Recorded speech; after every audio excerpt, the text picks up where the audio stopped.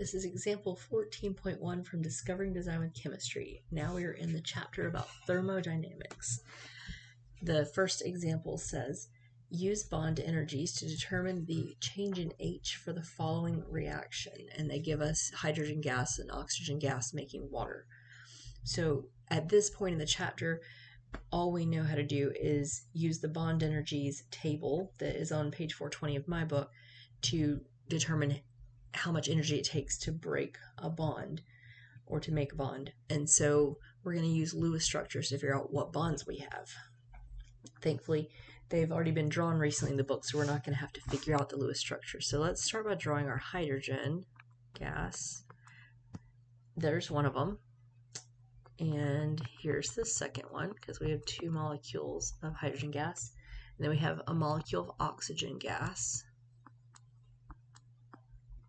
I'm using orange because it's my least favorite color, and drawing Lewis structures are probably my least favorite thing in chemistry.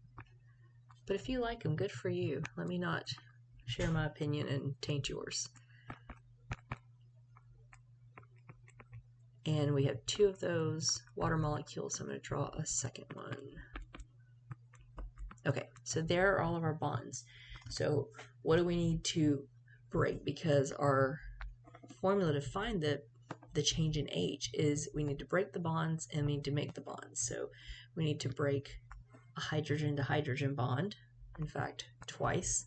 And we need to break a double bond with oxygen.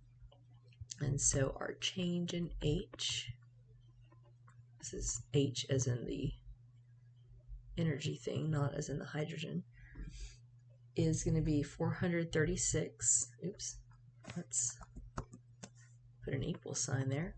It's going to be 436, and that is kilojoules per mole. Now we have two of these, 1 and 2, so we're going to put a 2 in front. And remember, when we multiply this 2, we're not worried about it. What we're really doing is adding over and over, so we're going to use adding rules for significant digits. We're not going to worry about the multiplying, because 2 times 436 is just a shortcut to saying 436 plus 436.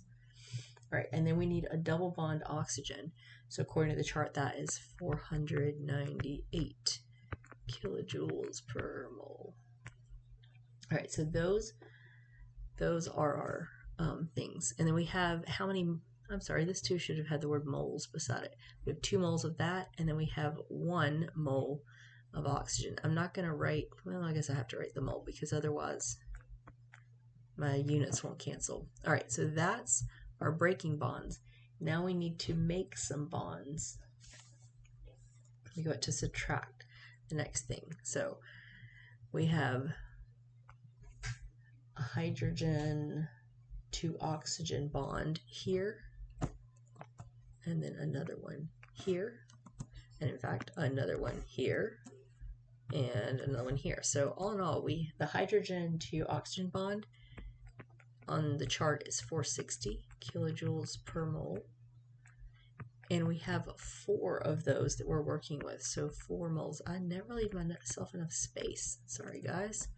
All right, let's change colors so this doesn't get any more messy. So this moles is supposed to be right beside the 2. It'll cancel. This mole will cancel, and this mole will cancel. So we're left with just all kilojoules that we're adding. So let's pull out the calculator. All right, so we have 2 times 2, 436 plus 1 times 498 minus 4 times 460. And so in the end we have negative 470. So negative 470, and that's in kilojoules. And these were all to the ones place, so this one's also to the ones place.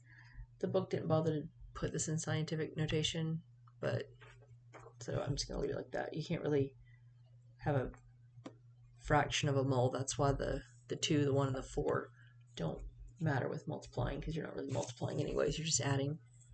Anyways, so I guess that's the end of that problem. After this one, trust me, they get easier because we don't have to draw out the Lewis structures and count our bonds. We're we're going to move on and have a table that gives us some bonds in the next section. So keep going if this wasn't your favorite thing.